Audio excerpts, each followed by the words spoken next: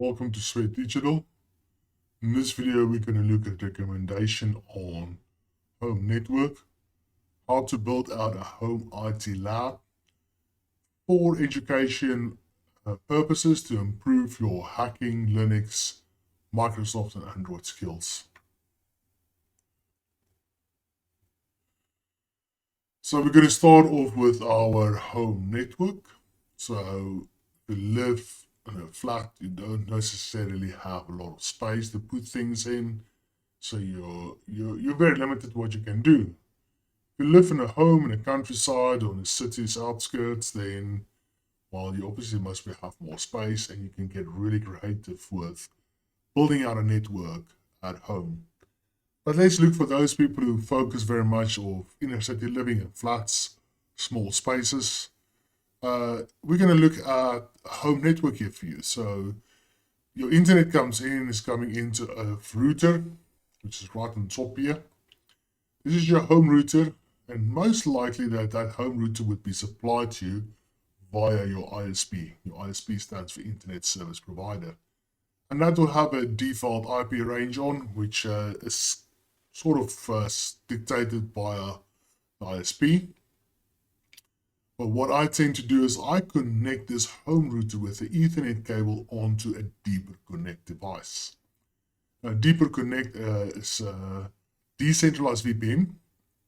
It has a 7-layer firewall with deep packet inspection, anti-tracking, intrusion prevention, and many more other functions, parental control, and so forth.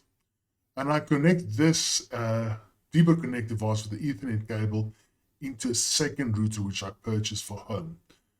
Now, what you need to do on these two routers, the router from your ISP and the router I just bought secondly for home, you need to log into both of those and change default passwords.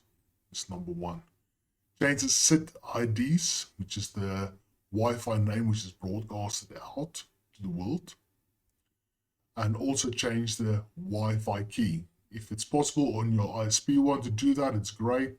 If not, make sure you change that at least on your secondary router over here. Now, as I said, you can't really change your IP address from your ISP, but on your second router, which is connected to your Pico, where the network and the internet is flowing into, this IP range from this router, the default settings that you can change. Create your own IP addressing on it. We'll talk about IP addressing later on in this video, what you can do now. Put an example down here of 10.10.xxx, so you can have 10.10.10.10 or 10.10.72.72.1, whatever you want to call this IP range on here.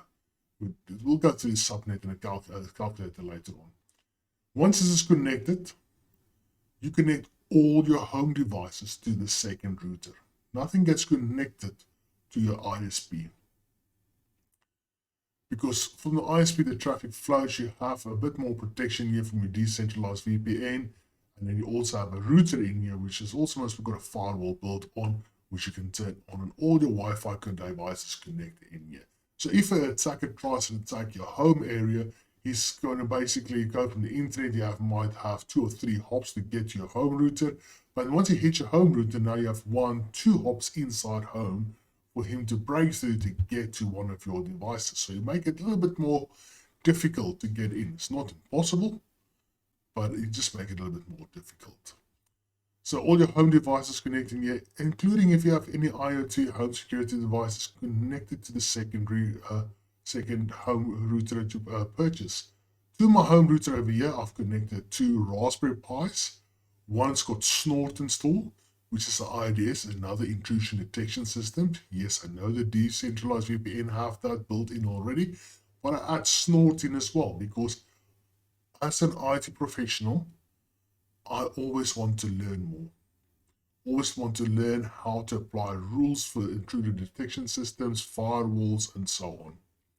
So this is another way for me to learn a bit more technology. Then I've got another Raspberry Pi, and on that Raspberry Pi I have a NEMS server. Now, NEMS for Linux is a free enterprise monitoring system. Now I can monitoring different services running on some of these devices I've got at home, especially my home security. And if the service go down, you can send me a message and text or an email so I get notified straight away. Even if I have a server at home which runs emails or something specific which I want to monitor, which is crucial for my day-to-day stuff, I can monitor it via my NIMS Raspberry Pi. So this gives you a bit of an overview of how you can configure your home network. It's completely up to you how you want to configure it. Now I want to talk to you in the next slide here, or the next diagram, about what you can use to build out a home lab for yourself. Become creative. I'm a person who likes to make use of a circular economy, reuse refurbished machines. I don't like to spend a fortune. I don't really like to go on building out the whole VM environment on a cloud-based provider which could charge me a fortune every month. I like to own something and also like to tangle and twingle with the insides of a machine. Now, if you don't like a desktop, you can go and do the same with a laptop. You can buy yourself a nice beefy machine. In this case, I've got two examples here of two Dell towers. You can see the one's got two Xeon processors in, which is pretty nice. It's got 128 gig RAM. This one here, I've selected 128 gig RAM for this one. It's got one Xeon 12-core processor in. And you can see it's got a 1 terabyte crucial SSD in this as well. And it comes for £390. This one is 410. This just gives you an idea. I mean, you can look at the minimum setup I set up on here as well. If you do not cannot afford this, it can actually get cheaper. Now, it's a lot of recycling companies who take a corporate environment equipment and that needs to be recycled. Sometimes some machines is not really needed to be recycled, but can be resold and recycled back into the economy. You can get a really good device for fairly a good price. Now, I want to talk about a host operating system that you can install on this laptop or desktop that you want to buy for your lab. Personally, I'm a person who loves to learn, and one of the things I like to do is to install operating system I don't use on a day-to-day basis. Even though I do use Linux every day in my life, I still recommend if you're working as a Windows administrator, you want to go into cybersecurity or networking. Most of those networking devices and Cisco's make use of some Linux commands. Same with cybersecurity. A lot of the stuff you're going to do in there is going to make use of Linux commands. So install your host operating system as a Linux system. Select a distro. Fedora is Red Hat based. Ubuntu, Pop! OS, and Mint is Debian based. Manjaro is, I think, Arch based or something like that. Go and have a look at those distros. They're all highly recommended in my books. I really like them.